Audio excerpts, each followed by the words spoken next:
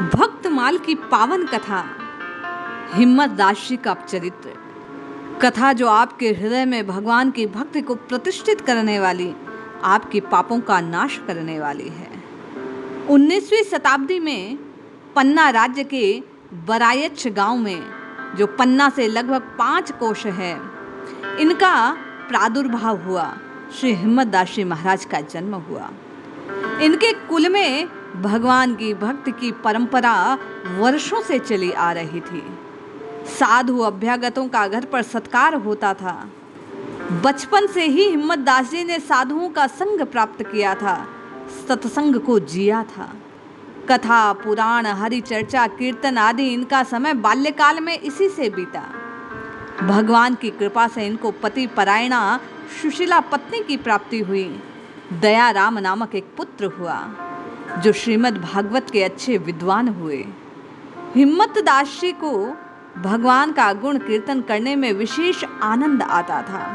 नाम संकीर्तन किया करते, जांज बजाते हुए कीर्तन करते विह्वल हो जाते।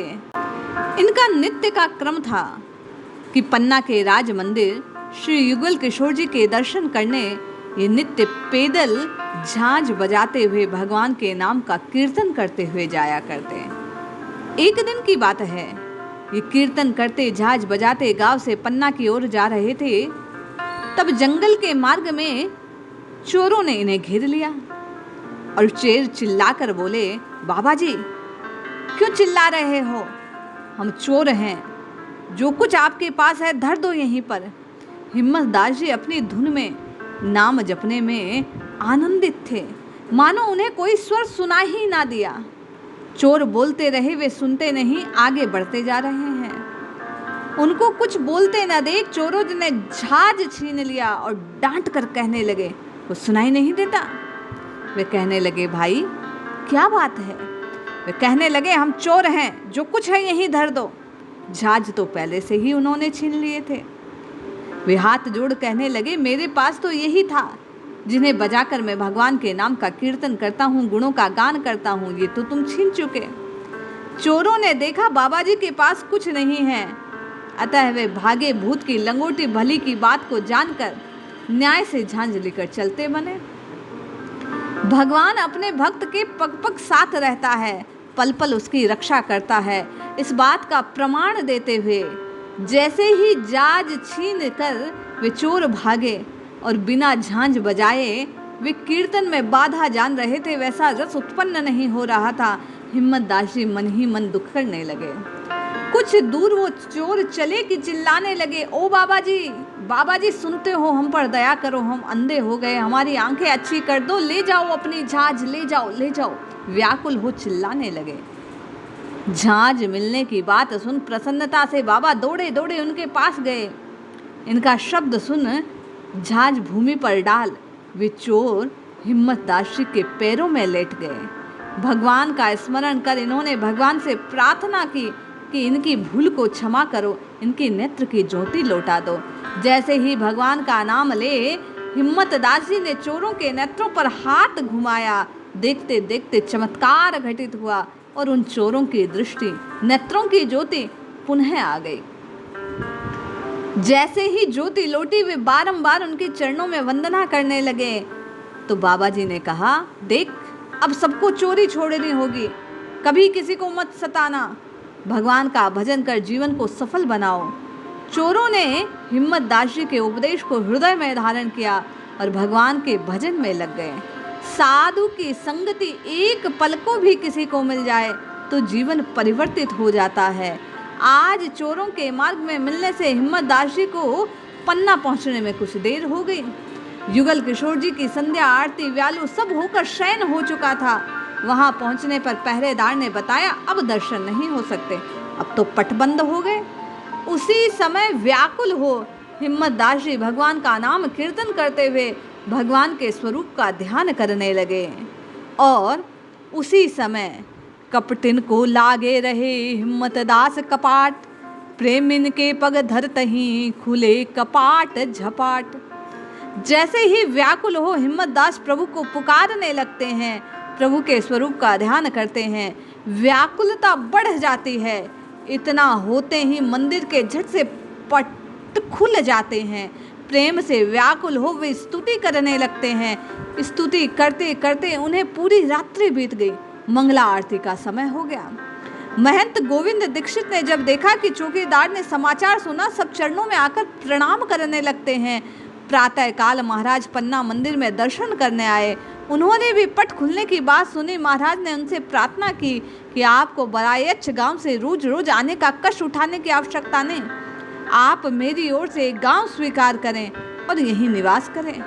लेकिन भगवान के लाडिले भक्त माया के ऐसे प्रलोभनों में कहाँ आने वाले।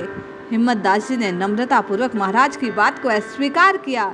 आरती हो चुकने पर अपने गांव लौट गए।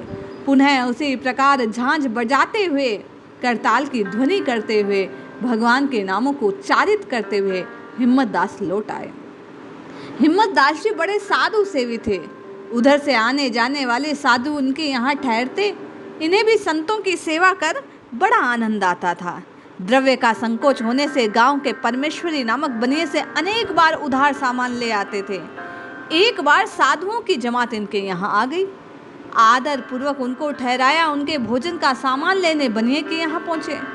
बनिया इनको आदर पूर्वक बैठाकर पिछला हिसाब समझाना आरंभ करता है। इनके उधार सामान मांगने पर कहता है, महाराज पहले पिछला रुपया दो, पुराना हिसाब चुकता नहीं तो उधार बनता नहीं। बनिए की बात भी उचित। हिम्मत दास बड़ी निराशा से घर की ओर आने लगे। इनकी पत्नी व्रता, ये जो प्रतिव्रता पत्नी है, ये बातें सुन रही थी। अपने सारे आभूषण साधु सेवा में पहले ही बिका चुकी थी। केवल एक नथ बाकी थी। पति को उदास देख उस साध्वी ने उस नथ को देते हुए कहा, स्वामी इसे देकर आप साधुओं के भोजन का सामान ले आए। हिम्मत दास को पत्नी का एकमात्र आभूषण लेते हुए संकोच हो रहा था, पर दूसरा कोई उपाय ना था। नथ देकर हिम्मत दास बनिए के पास पहुंचे। गिरवी रखकर भोजन का सामान लाए। साधुओं को भोजन कराया। प्रातः काल साधु तो विदा हो गए। साधुओं के चले जाने पर हिम्मत दास नदी किनारे स्नान करने को जाते हैं। उधर भगवान उनका रूप धारण कर बनिए के पास पहुंचे। उससे रुपया लेकर नथ लौटाने को कहते हैं। बनिए ने हिसाब करके 350 रुपये मांगे। पूरा हिसाब चुकता कर नथ लिए भगवान हिम्मत दास के रूप में घर आए और ये नथ ले जाओ, पहन लो। स्त्री अपने रोज के नियमानुसार घर को लीपने में लगी थी। उसने कहा, अभी तो आप लोटा धोती लेकर नदी किनारे गए थे, इतनी देर में नथ कहाँ से ले आए? मैं ठाकुर जी का चौका दे रही हूँ, उसे चबूतरे पर रख दो। भगवान ने स्वर्ण का गहना पृथ्वी पर नहीं रखा जाता, जल्दी आकर पहन लो। स्त्री ने आकर कहा, मेरे हाथ तो गोबर से सने हैं, तुम ही पहना दो। अतः प्रभु ने अपने हाथों से उसे नथ पहना दी और घर के बाहर चले गए। स्नान कर लौटने पर स्त्री की नाक में नक देख आश्चर्य से हिम्मत दास जी ने पूछा, ये नथ कहाँ से मिली? स्त्री ने कहा, महाराज बुढ़ापे में अच्छी हंसी करते हो, अभी अपने हाथों से पहना कर गए। मैंने कहा गोबर से हाथ सने हैं, धोए नहीं जाते, आप ही पहना दो। हिम्मत दास घर से सीधे बनिए के पास जाने लगे। ये नथ तुमने किसके हाथ बेच दी? बनिया बोला, आप कैसी बात करते हो? मेरा सब रुपया देकर अभी अभी तो आप नथ ले गए थे, यह रखी है बही, इस पर हिसाब चुकता होने का दस्तखत है। अब हिम्मत दास नेत्रों में आंसू की धारा बहने लगी। भैया परमेश्वरी, तुम्हारा नाम सार्थक हो गया, तुम सच्चे परमेश्वर दास हो, तुमने भगवान के दर्शन किए हैं। मैंने पता नहीं कौन सा अपराध किया, मुझे दर्शन नहीं हुआ। घर आकर स्त्री के सौभाग्य की प्रशंसा करने लगे।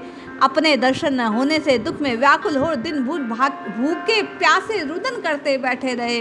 रात्रि उन्हें कहाँ कोई कह रहा था, तुम्हें वृंदावन में दर्शन होंगे। इतना सुनते ही शरीर में अद्भुत स्फूर्ति आ गई। झांझ बजाते कीर्तन में धुन में तन्मय देह की सुधि को भूले वृंदावन की ओर दौड़ पड़े। अपने ऐसे प्रेमी भक्त की अगवानी करने वृंदावन बिहारी मोर मुकुटधारी वनमाली श्याम सुंदर वृंदावन के बाहर मार्ग में आए। भक्त से मिले। भगवान ने कहा, तुम 7 दिन से भूखे प्यासे हो, आओ इस कदम के नीचे हम भोजन करें।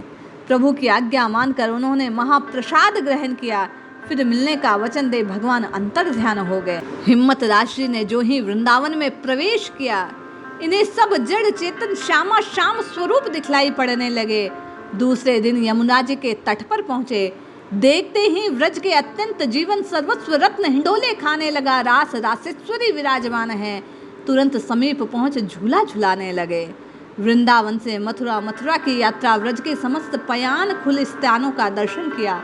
गोकुल पहुंचने पर श्याम सुंदर ने इन्हें अपने बाल स्वरूप का दर्शन कराया। व्रज के पावन क्षेत्रों की यात्रा कर फिर लौट आए और जीवन पर्यंत श्री वृंदावन बिहारी का स्मरण भजन करने में लीन रहे। ऐसे अद्भुत भक्त हैं श्री हिम्मत दास जी।